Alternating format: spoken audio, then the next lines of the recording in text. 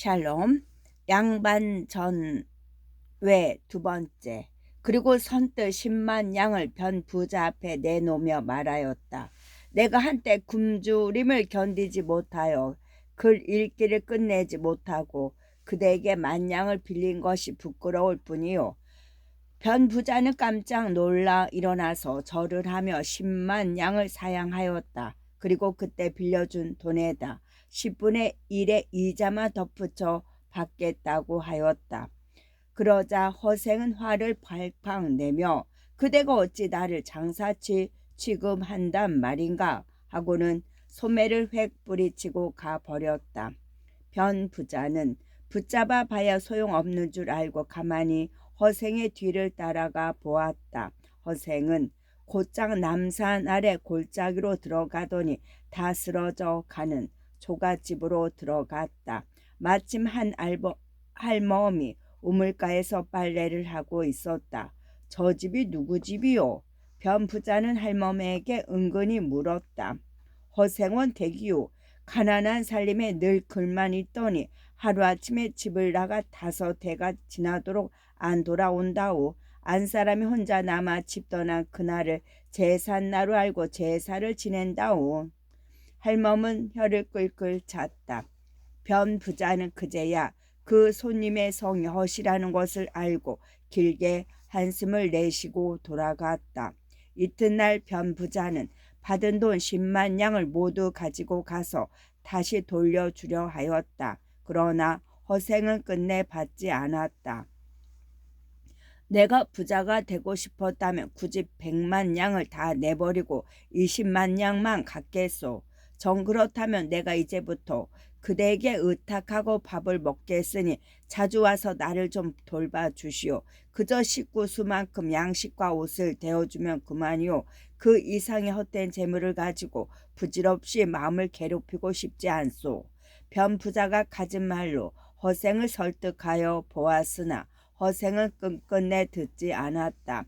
변 부자는 그때부터 허생의 집에 양식이나 옷이 떨어질 때가 되면 몸소 찾아가 도와주었다. 허생은 언제나 그것을 기쁘게 받아들였다. 그렇지만 조금이라도 많이 가지고 가면 금방 좋지 않은 기색을 내보였다. 어째서 나한테 재앙을 더 안기려 하는 것이요. 그러나 변 부자가 술병이라도 들고 가는 날이며 더 반가워하며 둘이서 권커니 작거니 취하도록 마셨다. 몇 해를 이렇게 지내는 사이 두 사람의 정은 날로 두터워져 갔다. 어느 날 변 부자가 끝내 궁금하던 것을 조용히 물었다.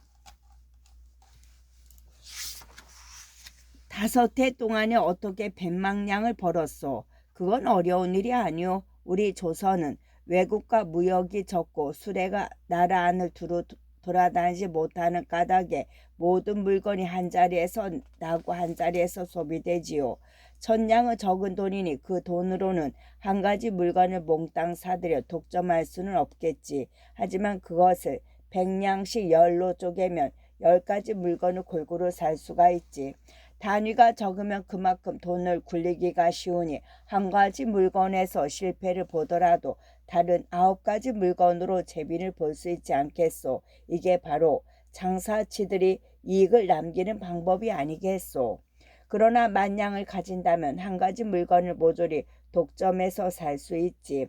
수레에 실린 물건이면 수레째로 몽땅 살 수 있고 배에 실린 물건이면 배째로 몽땅 살 수 있고 한 골에 가득 찬 물건이면 한 골을 통틀어 살 수 있지. 마치 그물로 한꺼번에 글러 모으듯이 나라 안의 물건을 몽땅 사들일 수 있단 말이오. 이렇게 한 가지 물건을 독점해 버린다면 그 물건이 동이 나면서 장사치들도 어떻게 손을 볼 도리가 없겠지. 그렇게 되면 갑이 천정부지로 뛰는 개지. 그러니까 10,000냥을 가지고 100만 냥을 버는 것은 어려운 일이 아니지요. 천정부지는 천장을 알지 못한다는 뜻으로 물가 따위가 한없이 오르기만 함을 빗대어 이르는 말입니다. 그러나 이것은 백성들을 못사게 하는 방법이지. 만약 나라 일을 맡은 사람들이 이 방법을 쓴다면 나라는 곧 망하고 말 것이요. 변부자는 가만히 다 듣고 나서 다시 물었다. 그럼 어떻게 내가 만냥을 선뜻 내어줄 거라고 생각했어? 허생은 대답하였다. 그거야 하늘의 뜻에 달린 것이지. 내가 어떻게 미리 알 수 있었겠소? 내 짐작으로 내 제주가 100만 냥을 모을 수 있다고 생각은 했지만 일이 이루어지고 말고는 어찌 내 마음대로 할 수 있겠소? 그대가 내게 만냥을 내어준 것도 내가 그 돈을 받아서 100만 냥을 번 것도 결국 하늘의 뜻에 달린 것이 아니겠소. 그러니 내 말을 들어준 그대는 복이 있는 사람이요. 더욱더 큰 부자가 되라는 하늘의 뜻이지. 만약 내가 이 일을 사사로이 했다면 일이 어떻게 되었을지 어찌 알겠소. 변 부자는 허생의 말을 듣고 참으로 감탄하지 않을 수 없었다. 자기 같은 장사치들은 도저히 상상도 못할 배포요 도량이었다. 변 부자는 허생 같은 선비가 초야에 묻혀 있는 것이 안타까웠다. 바야흐로 지금 4대 부를 씻으려 하고 있소. 바야흐로 지금 4대 부들은 남한산성의 지옥을 씻으려 하고 있소. 지금이야말로 지혜로운 선비가 발톱을 걷어붙이고 나설 때가 아니오. 그런 재주를 가지고 어째서 괴롭게 파묻혀 지낸단 말이오. 바야흐로 지금 4대부. 4대부는 벼슬을 하거나 문벌이 높은 사람이고 남한산성의 지옥은 병자호란 때 남한산성에 피해 있던 인조가 몸소 삼전도에 나와 항복을 하고 정나라에 대하여 신하의 예를 갖추겠다는 굴욕적인 강화 조약을 맺은 일을 말합니다. 어허, 예로부터 묻혀 지낸 사람이 어디 한둘이요. 지금도 신기하고 뛰어난 재주를 가지고도 때를 만나지 못하여 산속과 바닷가에 묻혀 세월을 보내는 사람이 많지요. 그러니 오늘날 국정을 맡은 자의 그릇을 알만하지 않소. 나는 장사에 재주가 있는 사람으로서 내가 번 돈이 국왕의 머리를 살 수 있을 만큼은 되었지요. 그러나 그것을 그냥 바닷속에 던져버리고 온 것은 마땅히 써먹을 데가 없기 때문이었소. 변 부자는 허생의 말을 듣고는 길게 한숨을 쉬고 돌아갔다. 국왕은 청세조의 숲으로서 당시 청나라의 실권자를 말합니다. 변 부자는 오래전부터 이완과 친분이 있는 사이였다. 때마침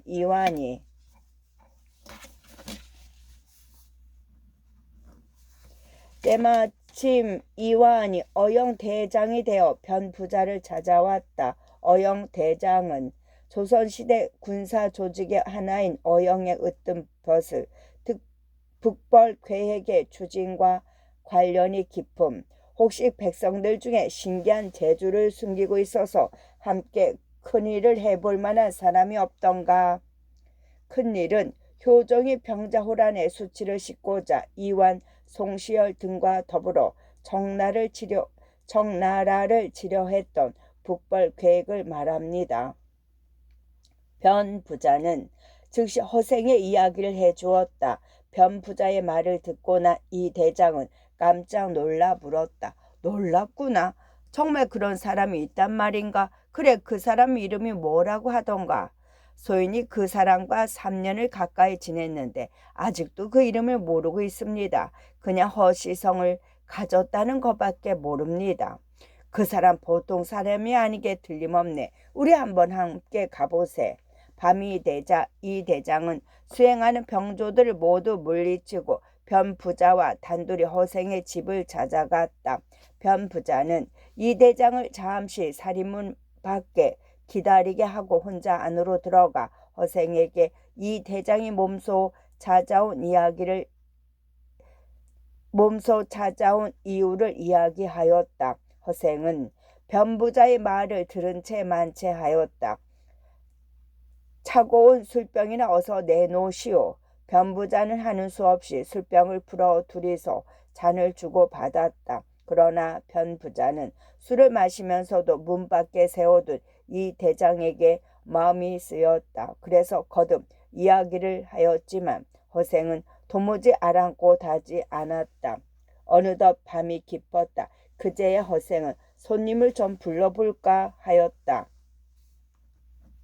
그러나 이 대장이 방으로 들어와도 허생은 자리에서 일어나지 않았다.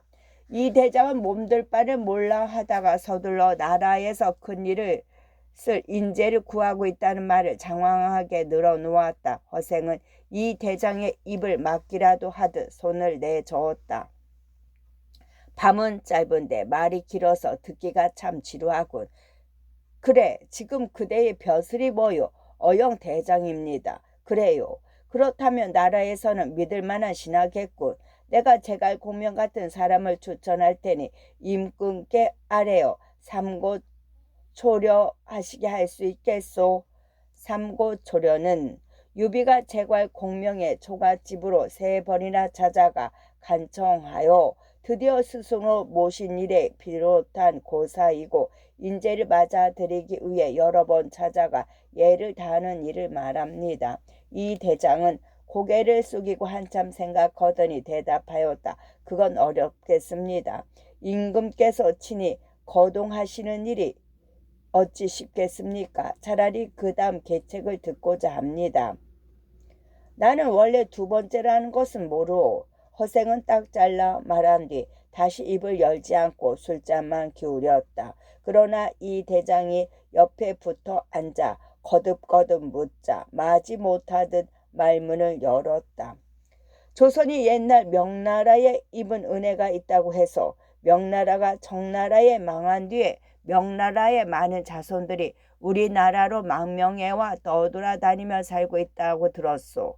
그대가 조정에 청하여 종설의 딸들을 그 사람들에게 시집 보내고 세도가들의 재산을 빼앗아 그 사람들에게 나누어 줄 수 있겠소? 옛날 명나라에 입은 은혜는 임진왜란 때 명나라가 조선에 구원병을 보내준 것을 말합니다. 이 대장은 또 고개를 숙이고 한참 생각하더니 입을 열었다. 어렵겠습니다. 지체 높은 종실의 어른들이 어찌 하고 많은 신랑감을 두고 귀한 딸을 나라도 없이 떠도는 자들에게 시집 보내겠습니까?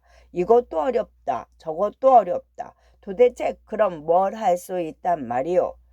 그럼 아주 쉬운 일 한 가지 있는데 할 수 있겠소? 그 말씀을 듣고자 합니다. 무릇 천하를 도모하고자 한다면 먼저 호걸들과 사귀지 않으면 안 될 것이요.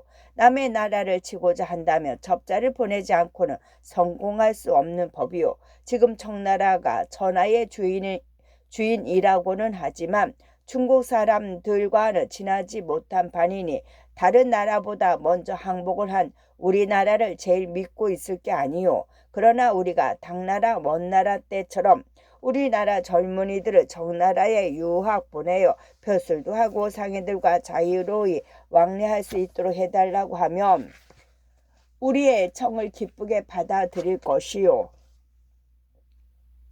중국 사람들은 정통적인 중국 민족인 한족을 말하고 청나라는 만주족이 중국 대륙을 차지하여 세운 나라로서 이때 한족은 만주족의 지배를 받았습니다. 원나라 때는 당나라 원나라는 빈공과라는 것을 설치하여 외국 유학생들을 받아들였습니다.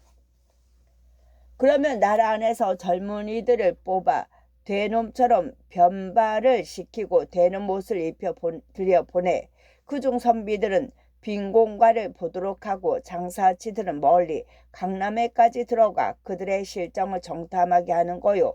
그러면서 그들의 호걸들과도 사귀게 한다면 그때 비로소 천하를 도모하여 병자호란의 지옥을 씻을 수 있을 것이요.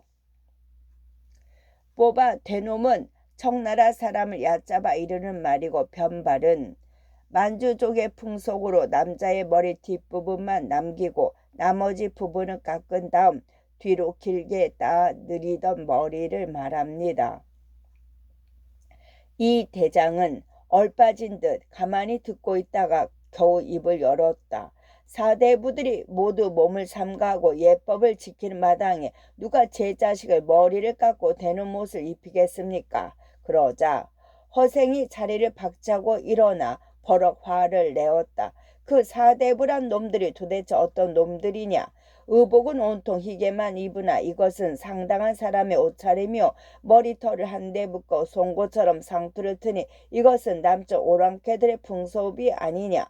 그러면서 무슨 예법이네 어쩌네 하면서 주둥이를 놀린단 말이냐? 그뿐이냐?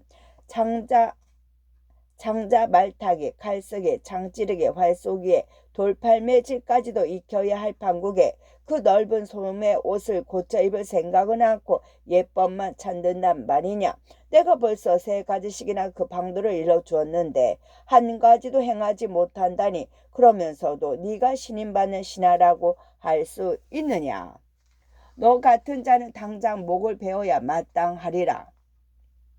허생은 좌우를 돌아보며 칼을 찾아 찔러 죽일 태세였다. 이 대장은 엉겁길에 놀라 일어나서 뒷문을 차고 나가 뒤도 안 돌아보고 달아났다. 다음날 이 대장이 다시 허생의 집을 찾았으나 집은 이미 텅 비고 허생은 온데간데 없었다.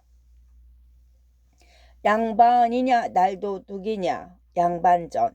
양반이냐 날도둑이냐 양반전. 강원도 정선 고을에 한 양반이 살았다. 그는 성품이 어질고 글 읽기를 매우 좋아하였다. 온 고을에 인품이 높기로 소문이 나서 새로 군수가 부임해 올 때면 을에 그 집에 찾아가 먼저 인사를 드렸다. 그런데 그 양반은 살림이 워낙 가난해서 해마다 관가에서 곡식을 빌려다 먹고 여러 해 동안 갚지 못하였다. 이렇게 빌린 관곡이 그럭저럭 전석이 넘었다. 관곡은 국가나 관청에서 갖고 있는 곡식을 말합니다.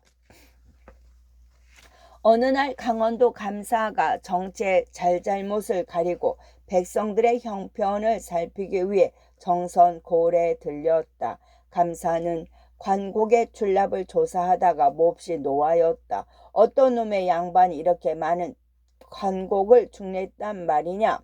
감사는 양반을 당장 잡아 가두라고 불호령을 내렸다. 그 양반이 무슨 수로 천석을 갚는단 말인가. 영을 받은 군수는 마음속으로 측은하게 여겼지만 달리 뾰족한 수가 없었다. 그래서 차마 잡아 가두지도 못하고 감사의 서슬퍼런 영을 거역할 수도 없어서 그저 한숨만 내쉬고 있었다. 양반 역시 곧 이 소식을 전해 들었지만 밤낮으로 훌쩍훌쩍 울기만 할 뿐 아무런 대책을 세우지 못하였다. 양반의 아내가 그 꼬락서니를 보고 있자니 기가 막히고 어이가 없어 혀를 끌끌 찼다. 당신은 평생 글만 있더니 이제는 관가에서 구워다 먹은 곡식도 못 갚는구려. 양반 하더니 참탁하오. 그놈의 양반이라는 것이 한 푼 값어치도 안 나간단 말이오. 내마침 그 마을에 한 부자가 살고 있었다. 부자는 양반이 곧 잡혀가게 생겼다는 말을 듣고는 식구들을 모두 모아놓고 의논하였다. 양반은 아무리 가난해도 늘 귀하게 대접받고 떵떵거리며 사는데 우리는 아무리 돈이 많아도 늘 전한 대접만 받는단 말이야. 말 한번 거들먹거리며 말 타보지도 못하고 양반만 보면 저절로 기가 죽어 굽실거리며 섬돌 아래 엎드려 절하고 늘 코를 땅바닥에 대고 엉금엉금 기어야 하니 참 더러운 일이야.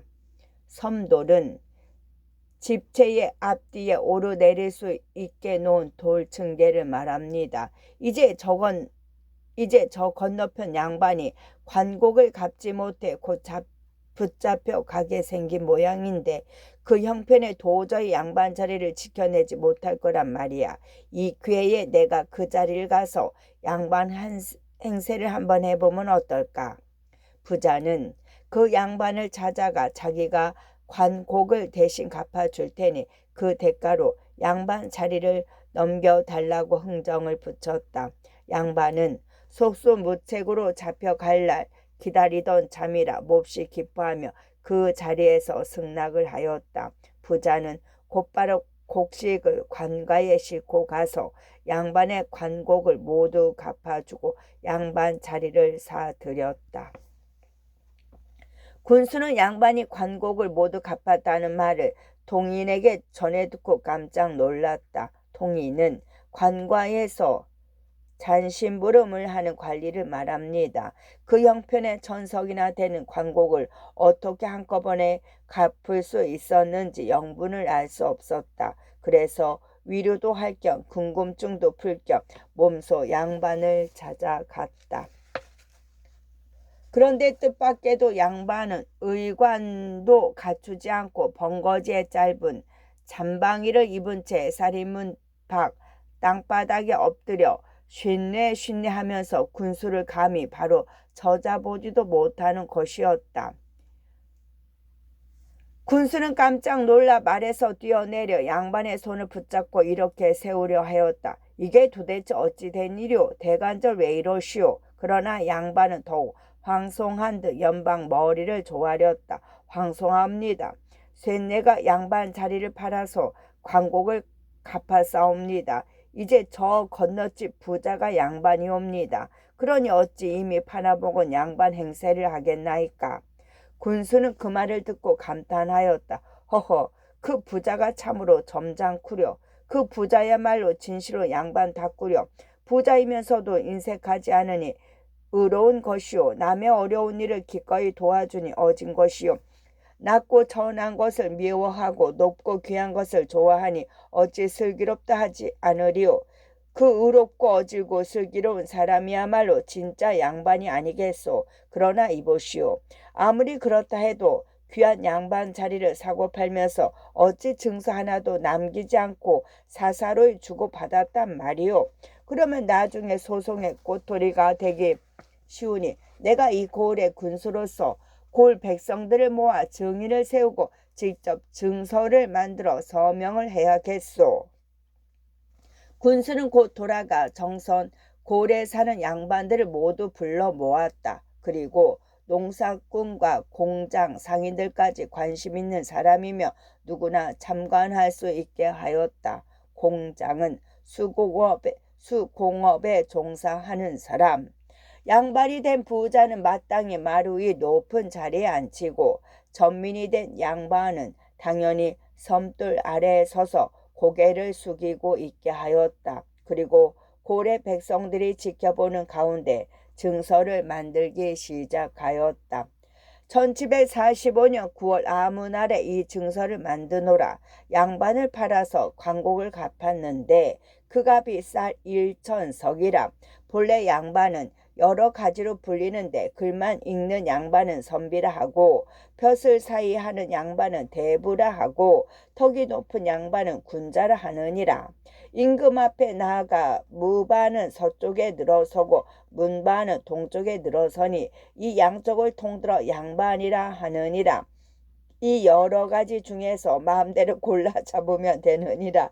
그러나 양반이 반드시 지켜야 할 것이 있으니 이것을 어겨서는 안 되느니라. 양반은 절대로 천한 일을 해서는 안 되며 옛사람의 아름다운 일을 본받아 뜻을 고상하게 세워야 하느니라. 새벽 4시가 되면 일어나 이부자리를 잘 정돈한 다음 등불을 밝히고 꿇어앉는데 앉을 때는 정신을 맑게 가다듬어 눈으로 코끝을 가만히 내려다보고 두 발꿈치는 가지런히 한데 모아 엉덩이를 괴어야 하며 그 자세로 꼿꼿이 앉아 동네 박이를 얼음 위에 박 밀듯이 술술술 외워야 하느니라. 동네 박이는 중국 송나라 때 여조겸이 지은 책을 말합니다. 배고픈 것은 참고 줄 것도 견뎌야 하며 어떤 일이 있어도 가난하다는 말을 입 밖에 내서는 안 되느니라. 그리고 일 없이 앉아 있을 때는 건강을 위하여 아래 윗니를 마주쳐 딱딱딱 소리를 내며 손바닥을 귀에 댄 채 손가락을 목 뒤로 돌려 뒤통수를 톡톡 퉁기면서 콧소리를 킁킁 내며 입맛을 다시듯이 입안에 침을 모아 삼켜야 하느니라. 탄곤이나 가세 먼지는 솜의 자락으로 문질러서 덜되 먼지가 파도 치듯이 일어나게 해야 하며 세수할 때는 주먹에 때를 밀지 말며 양치질을 해서 입냄새가 나지 않게 하며 하인을 부를 때는 도울 쏴야 하고 목소리를 길게 뽑아서 부를 것이며 걸을 때는 느릿느릿 신발을 땅에 끌며 걸어야 하느니라. 곰은 진보나 당시 품위를 깨알같이 베꼈으되 한 줄에 백자가 되도록 해야 하며 교문 진보는 중국 송나라 때 황견이 중국 역사상 훌륭한 시와 문장을 모아 엮은 책이고 당시 품휘는 중국 명나라의 고병이 당나라의 훌륭한 시를 가려 뽑은 책을 말합니다. 백자가 되도록 해야 하며 손에 돈을 만져서는 안 되며 쌀값을 물어서는 안 되며 아무리 더워도 버선을 벗어서는 안 되느니라. 밥을 먹을 때는 맨 상투 바람으로 먹지 말며 국부터 먼저 마시지 말며 젓가락을 방아찌듯이 톡톡 거리지 말며 날파를 먹고 냄새를 풍기지 말아야 하느니라. 술 마실 때는 수염을 쪽쪽 빨지 말며 담배 피울 때는 볼이 오목하게 파이도록 연기를 깊이 빨아들이지 말아야 하느니라. 아무리 화가 나도 아내를 때려서는 안 되며 분통이 터져도 그릇을 던져서는 안 되며 주먹으로 아이를 때려서는 안 되며 종에게 잘못이 있다고 때려 죽여서는 안 되며 마소, 말과 소를 야단칠 때도 그것을 팔아먹은 원래 주인을 욕해서는 안 되느니라. 아프다고 무당을 불러 푸닥거리를 해서도 안 되며 제사를 지낼 때 중을 불러다가 죄를 올려서도 안 되며 춥다고 화룻불을 쬐어도 안 되며 말할 때 침을 튀겨서도 안 되며 소 잡는 백정 노릇을 해서도 안 되며 돈놀이를 해서도 안 되느니라. 이와 같이 양반에게는 엄연히 지켜야 할 도리가 있으니 양반이 된 부자가 여기서 한 가지라도 어길 때는 천민이 된 양반이 이 증서를 가지고 관가에 와서 소송을 하여 양반 자리를 다시 찾을 수 있느니라. 이렇게 하여 군수가 증서 끝에 먼저 이름을 쓰고 좌수와 별감도 나란히 서명을 하였다. 곧이어 통인이 도장을 가져와 여기저기 풍풍 찍어 대는데 그 소리가 마치 북을 치는 것과 같고 그 찍은 모양이 밤하늘의 별자리와 같았다.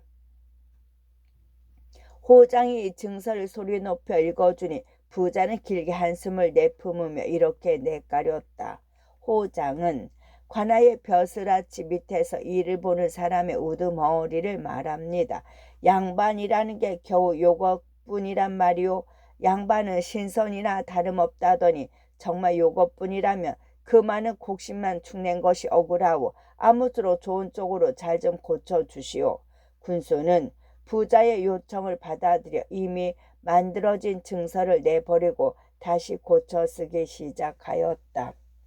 하늘이 백성을 낼 때 네 가지로 구분하였느니라. 네 가지는 산업공사, 즉 선비, 농민, 공장, 상인을 말합니다. 그 가운데 가장 으뜸가는 것은 선비요 곧 양반이니 이보다 더 좋은 것은 없느니라. 양반은 몸소 농사 짓지 않고 장사도 하지 않으며 조금만 글을 읽으며 크게는 문과에 급제하고 작게는 진사가 되느니라. 문과에 급제하게 되면 홍패를 받는데 그 길이가 비록 2자밖에 안 되지만 이것만 받게 되면 100가지를 두루 갖추게 되니 돈 자루나 다름없는 것이니라. 홍패는 문과 과거의 합격증을 말합니다. 진사가 나이 30에 첫 벼슬을 하더라도 오히려 늦은 것이 아니니 이름 높은 음관 과거를 거치지 않고 조상의 덕으로 얻은 벼슬이 될 수 있느니라. 게다가 남인에게 잘만 보이며 큰 골 수령 자리는 따놓은 당상이니 귓바퀴가 일산 양산 덕분에 하얘지고 종놈들이 에이 하는 소리에 먹지 않아도 절로 배가 부르고 방 안에는 어여쁜 기생을 데려다 앉혀놓고 뜰에는 학을 길러 날게 할 수 있느니라. 게다가 남이는 당시의 실권을 잡은 당파를 말합니다. 하다못해 시골에서 가난한 선비로 살더라도 자기 멋대로 할 수 있으니 이웃집 소를 빌려 자기 밭을 먼저 갈게 하고 마을 사람을 불러다가 자기 밭을 먼저 김매게 할 수 있느니라. 만일 어떤 놈이 양반을 없이 여기고 말을 듣지 않을 때는 그놈의 코에다 잿물을 들어붓고 상투꼬리를 잡아 휘휘 돌리고 쇠을 잡아 뽑는다 하더라도 감히 원망할 수 없으니 새로 고쳐 쓴 증서가 거의 반쯤 되었을 때 부자는 기가 막히고 어이가 없어 귀를 꽉 막고 혀를 설레설레 내둘렀다. 제발 그만 하시오. 양반이라는 것이 참 맹랑하기도 하고 나라님들은 지금 나를 날 도둑님으로 만들 작정이오. 부자는 말을 마치고는 무섭게 손으로 머리를 싸매고는 뒤도 안 돌아보고 달아나 버렸다. 그리고 그 뒤로 죽는 날까지 다시는 양반이라는 말을 입 밖에 내지 않았다. 북곽 선생 범에게 야단 맞다. 호질. 북곽 선생 범에게 야단 맞다. 범은 지혜롭고 성스럽고 문무를 함께 갖추고 인자고 효성스럽고 슬기롭고 어지고 용맹스럽고 날쌔고 씩씩하고 사납기가 천하에 맞설 자가 없다. 그러나 비유는 범을 잡아먹고 주구도 범을 잡아먹고 박도 범을 잡아먹고 오색 사자는 커다란 나무가 서 있는 산꼭대기에서 범을 잡아먹고 자백도 범을 잡아먹고 표견은 날아서 범과 표범을 잡아먹고 황효는 범과 표범의 심장을 꺼내먹고 활은 범과 표범에게 일부러 먹혔다가 뱃속에서 간을 뜯어먹고 주원은 범을 만나면 쭉쭉 찢어 먹는다. 범이 맹룡을 만나면 눈을 감고 감히 뜨지를 못하는데 사람들은 맹룡은 두려워하지 않고 범만 무서워하니 범의 위험이 참으로 엄청나다는 것을 알 수 있다. 범이 개를 먹으면 취하고 사람을 먹으면 귀신이 들린다. 범이 한번 사람을 잡아먹으면 그 잡아먹힌 사람의 혼이 굴각이라는 귀신이 된다. 굴각은 범의 겨드랑이에 붙어 살면서 범에게 남의 집 부엌으로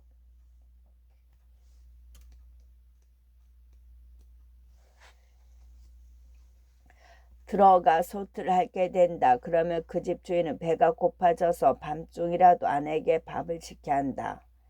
범이 두 번째로 사람을 잡아먹으면 그 잡아먹힌 사람의 혼이 이을이라는 귀신이 된다.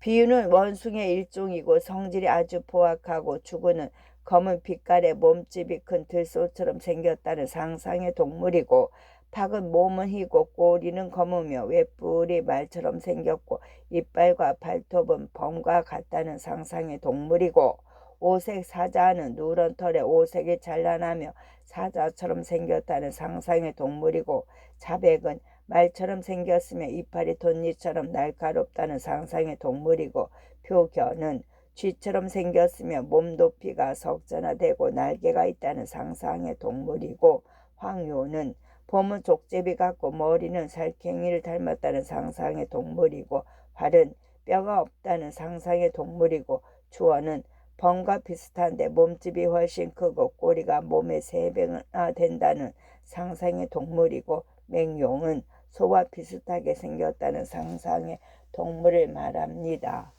끝.